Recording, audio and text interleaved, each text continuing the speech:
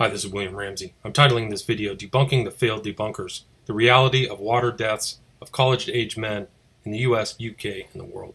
The purpose of this video is to address articles and papers that have been published recently addressing what's known as the smiley face killers. A number of articles have been published addressing the new series by Oxygen titled The Smiley Face Killers, featuring the original investigators of this theory, Gilbertson, Gannon, Duarte, and a new detective by the name of Donovan. For example, the title of this article is "The Smiley Face Killers Theory Has Already Been Debunked by the Authorities, but an Oxygen series is still investigating." Here's another title, "Daily Beast Peddles Blank Debunked Theory About a Serial Killer Gang Thriving on the Dark Web," which is somewhat amusing because it's titled under journalism, which is probably more accurate than actual real journalism. On April 29th, 2008, the FBI released this statement in Washington, D.C. There's a host of inaccuracies within this paragraph, but I'll read it in whole just for a basic reference. Over the past several years, law enforcement and the FBI have received information about young college-age men who were found deceased in rivers in the Midwest.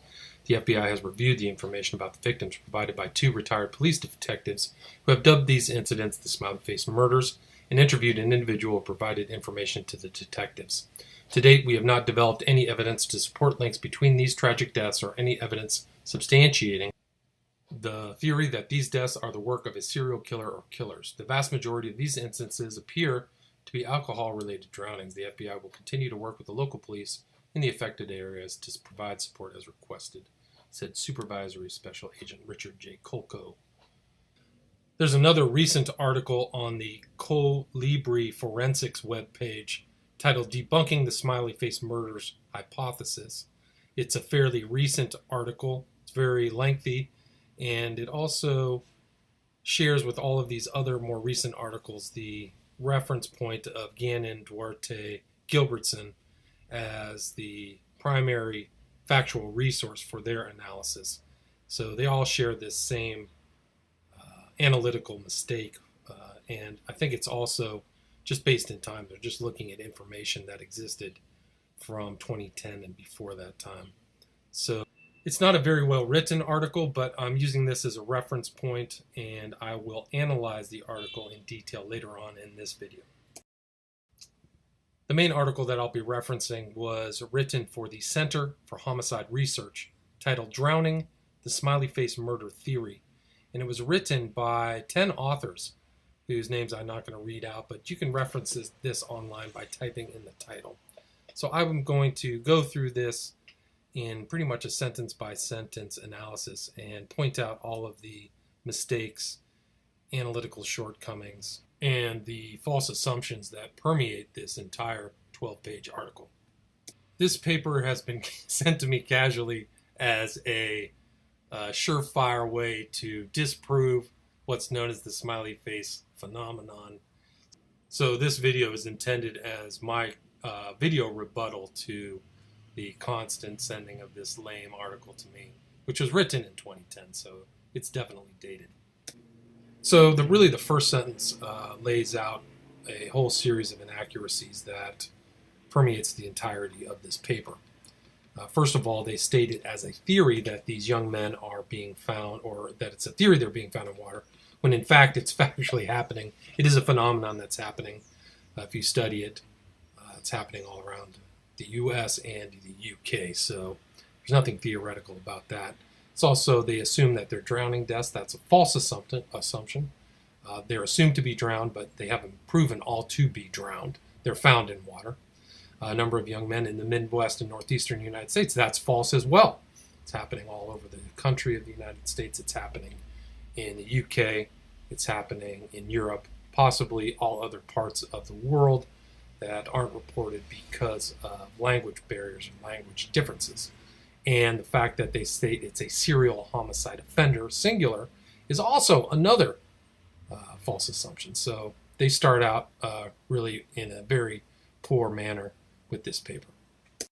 The second sentence reads, "In 1999, journalists first reported that college-age students were drowning in rivers after an evening of heavy drinking." So that too is farcical. It's not really correct. They're not necessarily drowning, and they're not necessarily heavy drinking. I've studied multiple cases that involved men who were sober, or very sober, in a matter of fact. These deaths were said to form a pattern, which it does form a pattern. Soon proposed that is the work of a serial killer or team of killers who were deliberately targeting young men for murder. Correct. Smiley face graffiti was sometimes, though not always, discovered near these death scenes. This is true, so not every scene. This serial murder explanation is now called the smiley face murder theory. Okay, still they're basing it and saying it's a theory.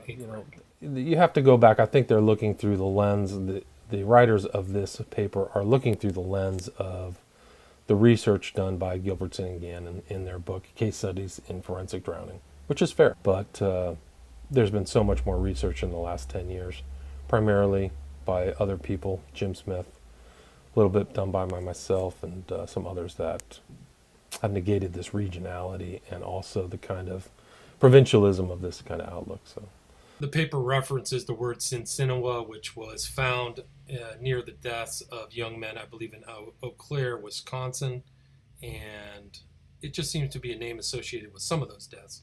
Gilbertson and Gannon have said they found other symbology in addition to the smiley face killers near these deaths, but they haven't revealed these 12 other symbols that they have found. So, they won't even name their names, which is kind of ridiculous. They're referencing criminal justice. Why don't you just name his name? Gilbertson, retired New York City homicide detectives, Duarte and Gannon. To date, only 2 of these deaths have been ruled out. Well, that's not true. So they're just the recent investigation into Dakota James, which pretty much showed that he had a ligature around his neck, and that the medical examiner bungled it. So. The writers of the article do reference this guy Jesperson, who was known as the happy-faced killer, who sent letters with a smiley face on it, but his victims were women. It is interesting that the authors do include the series The Watchmen comic book that used the smiley face dripping with blood, which I reference in my film.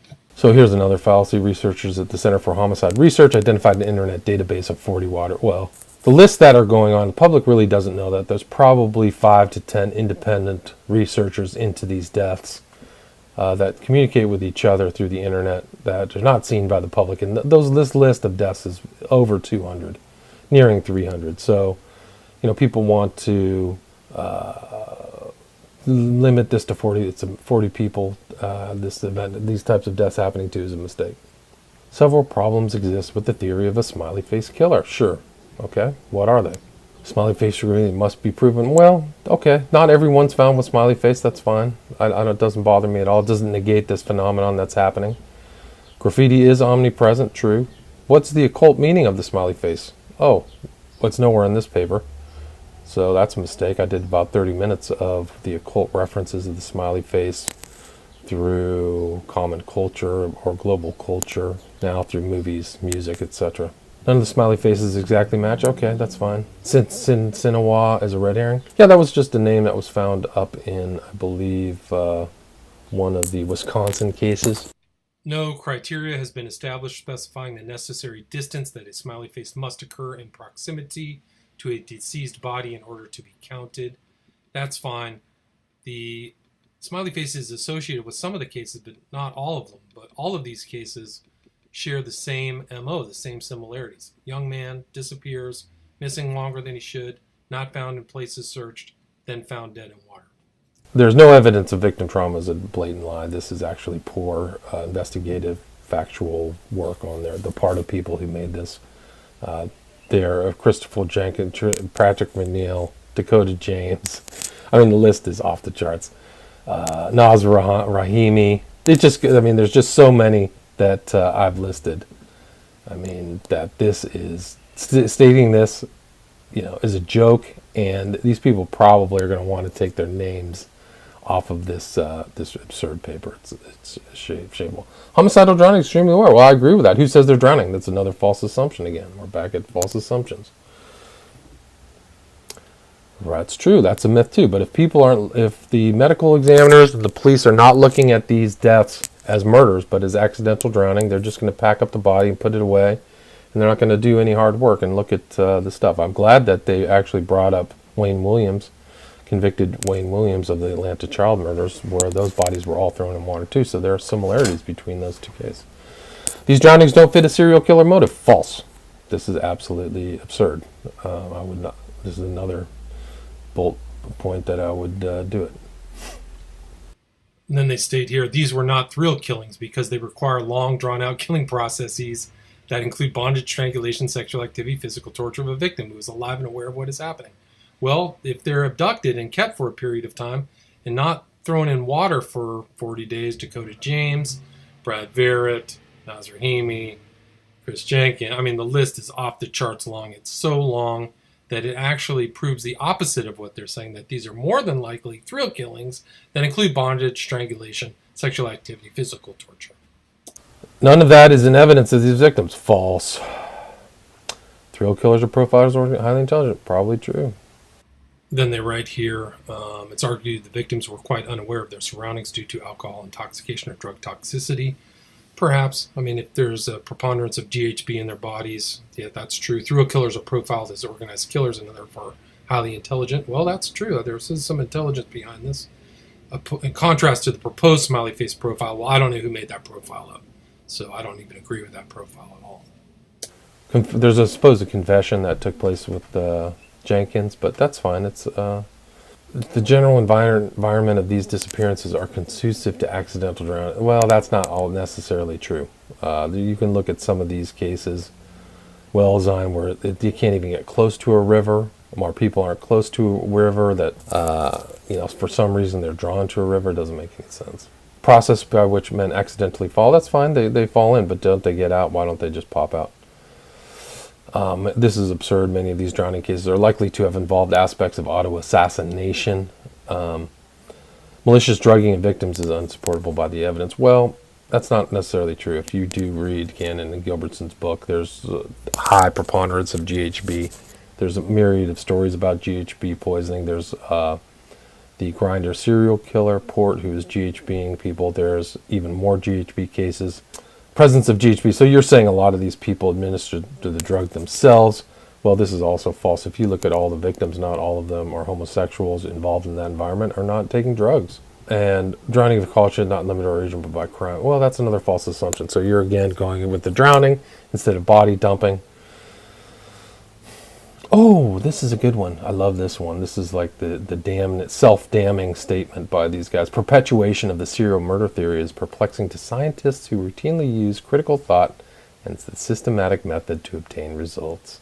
The wonderful thing about science is it helps eliminate bias from empirical observation to the use of definitions, criteria, protocol. Okay, well, why don't you get the biggest scientific pool of victims?